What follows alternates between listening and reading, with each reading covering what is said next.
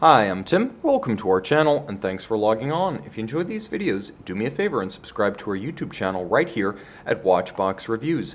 I'd really appreciate it, and I promise to update daily. If you like this watch, you can purchase it on our website, thewatchbox.com. Buy, trade, and sell luxury watches on thewatchbox.com.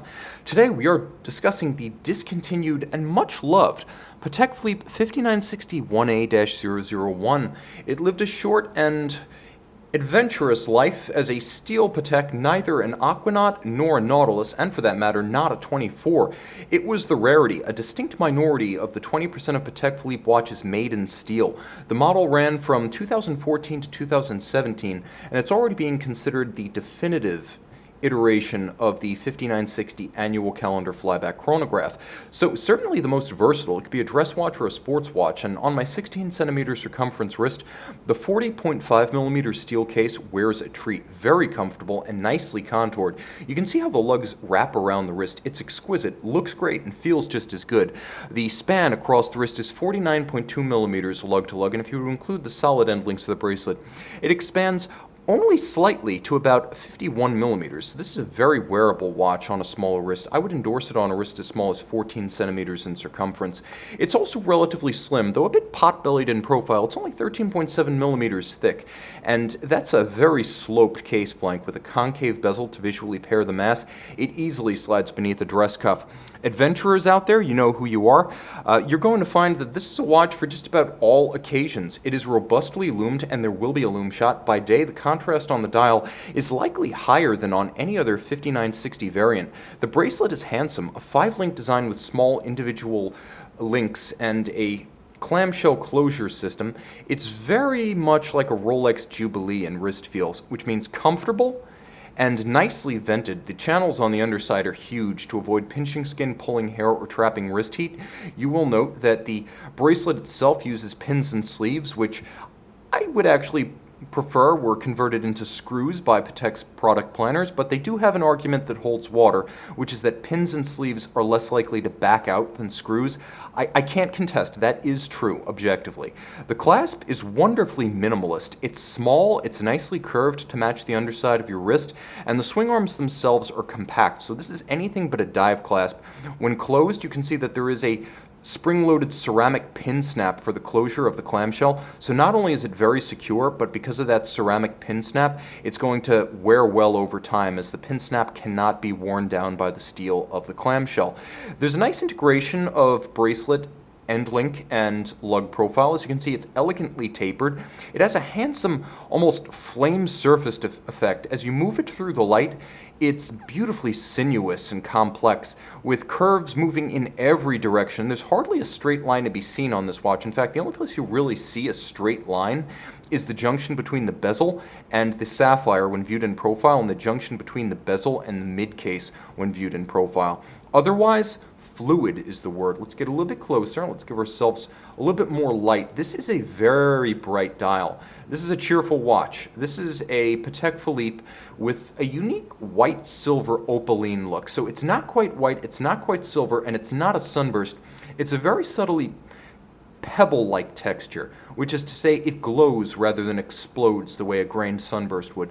Now you have a separate plane for the outer track that allows you to read precisely the minutes and the seconds. High contrast oxidized hands and indices in white gold. You'll also note the oxidized apertures for the calendar system, which is annual, and you'll note the pusher adjusters are nicely arrayed on the flank. The annual calendar needs correction only once a year during the transition from February to March. For the rest of the year, it's set it and forget it reliable. You have a 55-hour power reserve that is traced by a very small IRM, indicateur reserve de marche, at 12 o'clock. There is a mono counter at 6 o'clock, so you have a superimposed set of hands that are going to read you your chronograph hours as well as your chronograph minutes, and there's a very well hidden AM/PM indicator. When it turns dark, that's your danger zone. It tells you whether you're looking at day at night. It also lets you know whether it's an opportune time to use the quick adjusters, the pushers, to change the calendar, or whether you should simply roll the hands forward, because you don't want to use the pusher adjusters during the danger zone, and that's what that day-night indicator will tell you. Is it day? Is it night? Who knows? But the good news is, regardless, the watch is fully loomed and there will be a loom shot at the end of the video. Vintage-inspired pump pushers, a minimalist crown without a crown guard structure, a refinement I happen to appreciate considerably.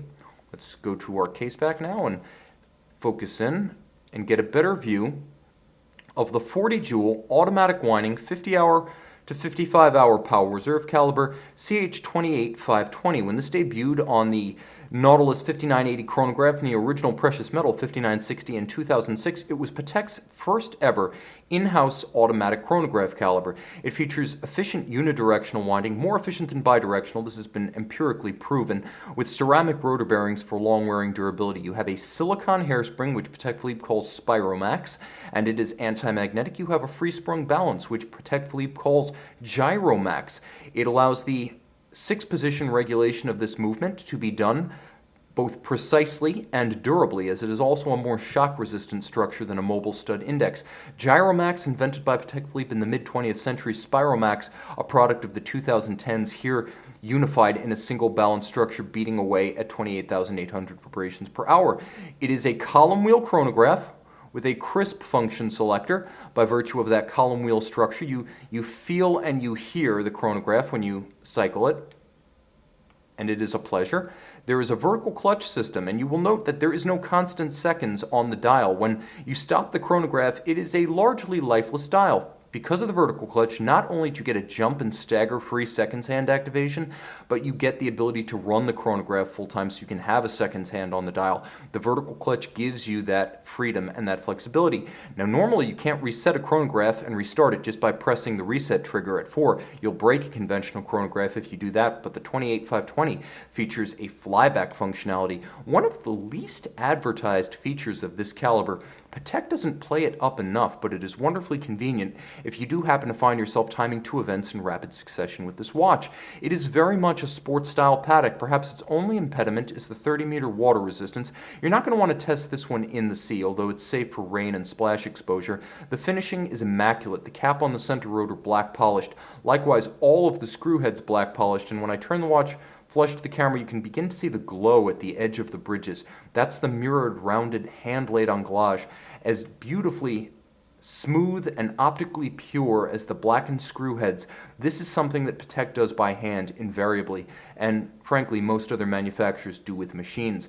Gorgeous circular Cote de Genève across the rotor as well as the bridges themselves. You will note there is a micro perlage at the center of the rotor, engine turning of a high degree and grade, and you'll also note that there is a perlage across the base plate below the balance. The watch has both. 2 different sizes of perlage in 2 different places. Beautifully executed. The Patek Philippe seal is to the same high standards as the former Geneva hallmark. They mean the same thing. You're getting a Patek, an uncompromised product. And this, a discontinued model in steel from a sports line, one of the most coveted of the modern era. See it and make it yours on the Watchbox. And we're back with the Patek Philippe 5960 1A-001 Flyback chronograph and annual calendar, all in steel. Steel is real, and see it on the Watchbox.